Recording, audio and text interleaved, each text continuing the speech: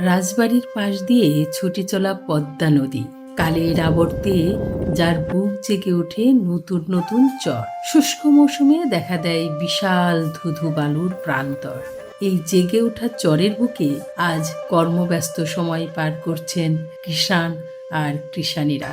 হাতে ঝুড়ি, কাঁধে ঝোলা, প্রখর রোদ্দুর আর ধুলোমাখা বাতাস উপেক্ষা করে তারা তুলছেন বাদাম। চরের পলিমাটিতে গড়ে উঠেছে জীবন আর সংগ্রামের এক নতুন অধ্যায়। প্রতিটি বাদামের সঙ্গে মিশে আছে এক টুকরো স্বপ্ন, একটি পরিবারের হাসি মুখ, একটি শিশুর স্কুলে যাওয়া কিংবা নতুন মৌসুমের বীজ কেনার আশ্বাস। এ চর শুধু বালু নয়, এ চর এখন জীবিকার একটি নাম। বাদাম তুলে নেয়ার পর শুরু হয় এক অন্যরকম যাত্রা। চরের বুক চিরে এগিয়ে চলে গরুর গাড়ি, মাঠ ভরা বাদাম নিয়ে ছুটছে গ্রামের মেঠো পথে।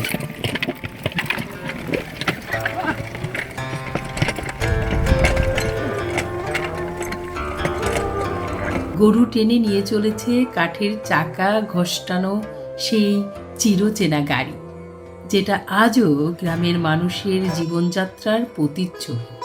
ধুলোমাখা সেই পথ দিয়ে বাদামের বোঝা মাথায় করে যাচ্ছে জীবনের রসদ, হাটের দিকে, বাজারের দিকে।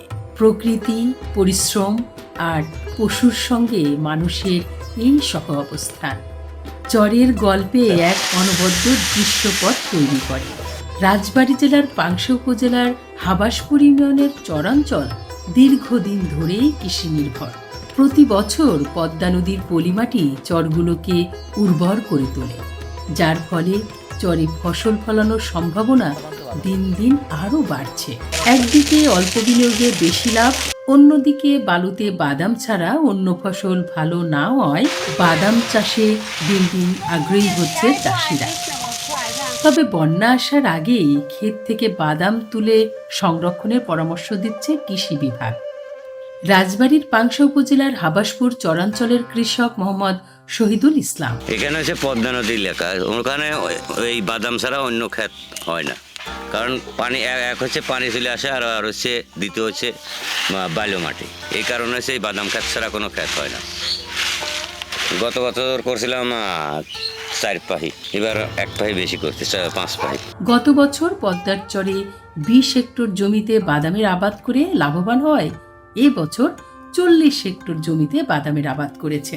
মৌসুমের শুরুতে বাদামের দাম কম থাকলেও লাভের আশা আছে তার। পদ্মা পাড়ে জেগে ওঠা চরের বালুতে একদিকে বাদাম ছাড়া অন্য ফসল ভালো না হয়, অন্যদিকে বন্যার পানি ঢুকে পড়ায় কৃষকেরা বাদাম চাষে আগ্রহী হচ্ছে।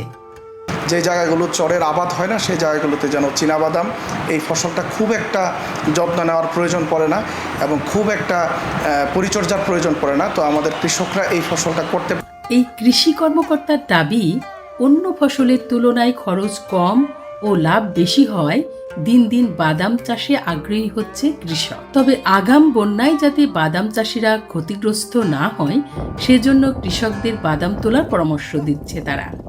রাজবাড়ীর 4 উপজেলার পাশ দিয়ে বয়ে চলা পদ্মার জেগে ওঠা চরে এবছর 1051 হেক্টর জমিতে বাদামের আবাদ হয়েছে, যার লক্ষ্যমাত্রা ধরা হয়েছে 2043 মেট্রিক টন।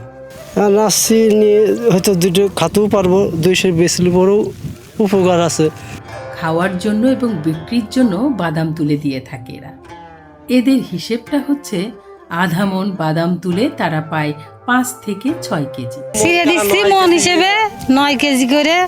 আমি যে কয় কেজি পারবো সেই কয় কেজি উনি দিবি। যদি 8 মন ছিঁড়তে পারি তাহলে দিবি আমার 5-6 কেজি। এটা নিয়ে কিছু খাওয়ার জন্য রেখে দেয় তারা, আর কিছু বিক্রি করে।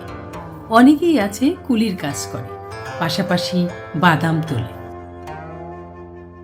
সবথেকে ফসল এটাই কষ্টের। এটা মনে করেন ছিঁড়া বাসা যায়, শুকিয়ে তোলা, রোদে শুকান, একটু হলে কালো হয়ে নষ্ট হয়ে যায় রোদ না পেলেই। দ্রুত যত রোদে শুকানো যায় তত ভালো, রোদ না পেলে এরকম কালো হয়ে নষ্ট হয়ে যায়।